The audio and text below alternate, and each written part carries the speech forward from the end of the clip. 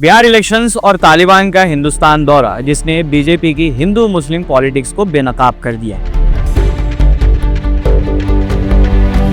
एक तरफ अमित शाह का मुसलमानों की आबादी पर आपत्तिजनक टिप्पणी करना और उन्हें घुसपैठिया बकाना, और दूसरी तरफ तालिबान के साथ नाचते हुए बीजेपी के एक्सटर्नल अफेयर्स मिनिस्टर यानी कि मंत्री जयशंकर।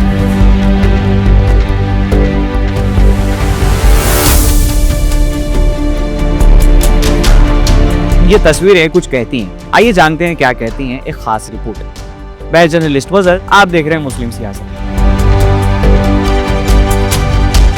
आज हम एक बहुत ही गहरी और बहुत ही तड़प भरी कहानी लेकर आए।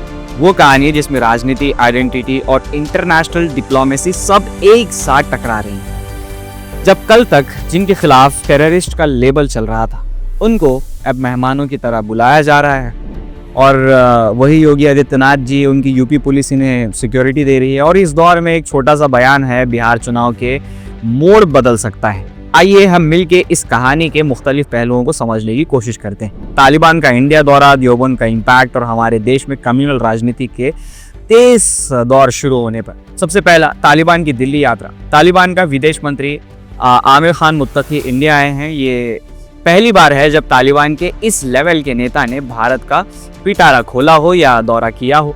ये दौरा पॉसिबल हुआ क्योंकि यूनाइटेड नेशंस सिक्योरिटी काउंसिल ने उनको ट्रैवल एग्जेम्पशन दी, जिसने तालिबान इंडिया डायलॉग को एक नया दरवाजा खोला है। इस दौरान वो दारुल उलूम देवबंद भी पहुंचे, जो सिर्फ एक सेमिनार ही नहीं बल्कि एक आइडियोलॉजिकल सिंबॉलिज्म है जिसका तालिबान से एक गहरा दृष्टिकोण है। अब इसी बीच मुसलमानों में भी कुछ तरफ तफर्रुका देखने को मिला।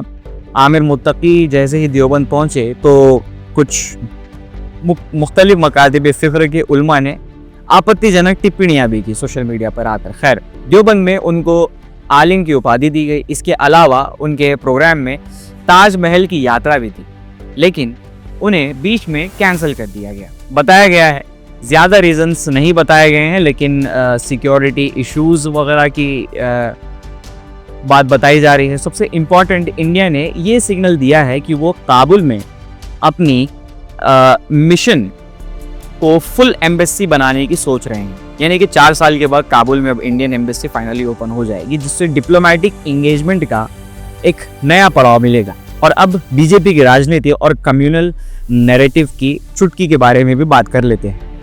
जिस तरह से आप जानते हैं कि पिछले दिनों जो अमेरिका को हरा के तालिबान ने अफगानिस्तान में जीत अपनी दर्ज की, तो उसके बाद क्या हुआ? उसके बाद हुआ ये कि जितने भी लोगों ने तालिबान की इस जीत पर उन्हें मुबारकबाद पेश की, उन पर एंटी नेशनल के दाग लगने शुरू हो गए। और यूपी के सीएम माननीय योगी आदित्यनाथ जी ने तो ये भी कह दिया कि ऐसे कैसे हो सकता है, फलाना ढिमका। बहुत ही तासुब के साथ उन्होंने कई सारी बातें की थी, और कुछ लोगों पर तो FIR भी दर्ज हुई, जिसमें से MP भी शामिल हैं समाजवादी पार्टी के।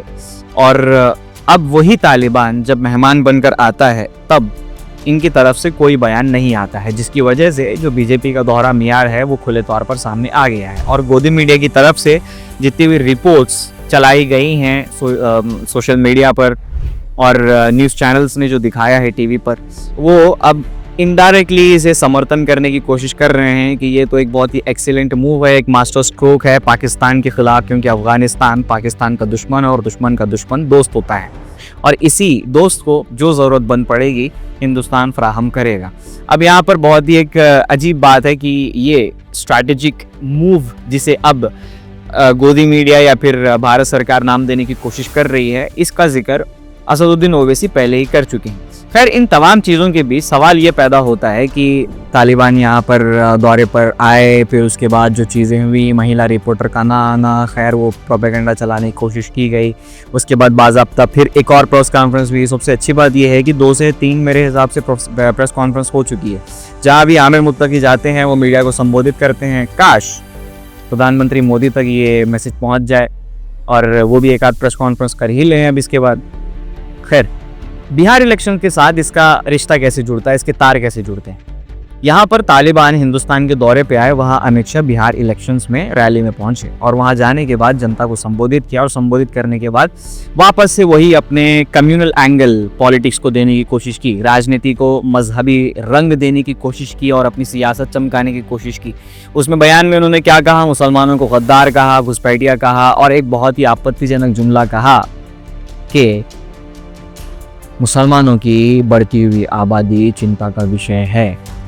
और ख़ास तौर से उन्होंने सिग्निफाई भी किया कि एसआईआर के तहत उन सारे नामों को डिलीट भी किया जाएगा। तो अब आप समझ सकते हैं कि एक स्ट्रैटेजिक मूव है बतौर ख़ास मुसलमानों को या फिर माइनॉरिटीज़ को या बैकवर्ड क्लासेस को टारगेट करने के लिए। पहली बात तो ये। दूसरी बात ये कि असदुद्दीन ओवैसी ने इसके जवाब में खुले तौर पर कहा कि अमित शाह आंकड़ों में थोड़े से कमज़ोर हैं, उनको 2011 के सेंसस को थोड़ा उठाकर आंकड़े एक बार देख लेने चाहिए।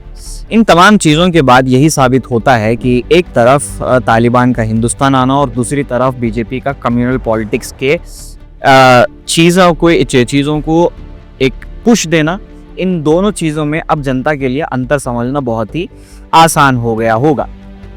बात यही है कि मसनद पाने के लिए, सत्ता पाने के लिए, गद्दी पाने के लिए अगर इन जुमलों का सहारा लेना पड़े तो लेना पड़े, मगर बाकी जब तक अपनी कुर्सी चमक रही है या फिर एक स्ट्रैटेजिक मूव की बात आ रही है तो वही आदमी जो पहले इनके लिए आतंकवादी था अब वो देश में बतौर मेहमान आ सकता है।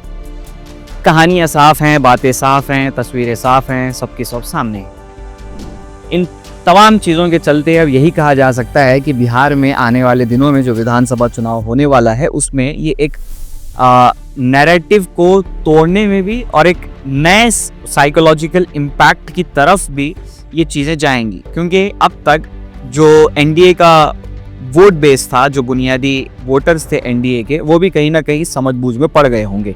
और दूसरी तरफ जब तक सोशल मीडिया लोग चला रहे हैं तो उन तक ये खबरें तो पहुंचेंगी ही। उन खबरों को कैसे रोका जाएगा? और भले ही लोग टीवी पर कुछ देखते होंगे, वो तबका अलग है, वो तबके के बीच में जो बहस चल रही है वो बात और है। मुद्दे यहीं से फॉर्म होते चले जाएंगे और 11 नवंबर तक तो एटलीस्ट यही होगा कि हर दिन ये एक नई परत मुद्दों पर चढ़ती चली जाएगी और ये नई शक्ल इख्तियार करेंगी। इसीलिए चुनाव दिलचस्प भी होता चला जाएगा। हम बहुत जल्द कोशिश कर रहे हैं कि बतौर ख़ास जो मुस्लिम अक्सरियत इलाके हैं सीमांचल में, वहाँ ग्राउंड पर पहुँचा जाए। इस पर आपकी क्या राय है? नीचे कमेंट सेक्शन में कमेंट करके हमें ज़रूर बताना। और हाँ, बतौर ख़ास तालिबान पर आपकी क्या राय है, आप क्या सोचते हैं, वो भी नीचे कमेंट सेक्शन में कमेंट करके हमें ज़रूर बताना। मिलते हैं अगले वीडियो में, किसी और मुद्दे पर बात होगी। चैनल को अब तक सब्सक्राइब नहीं किया तो सब्सक्राइब कर लीजिए। अगर इसे फेसबुक पर देख रहे हैं तो हमारे चैनल को फॉलो ज़रूर कर लीजिए और एक लाइक भी ज़रूर कर देना। मिलते हैं अगले वीडियो में, नए मुद्दे पर फिर से बात होगी। तब तक के लिए बने रहिए मुस्लिम सियासत के साथ।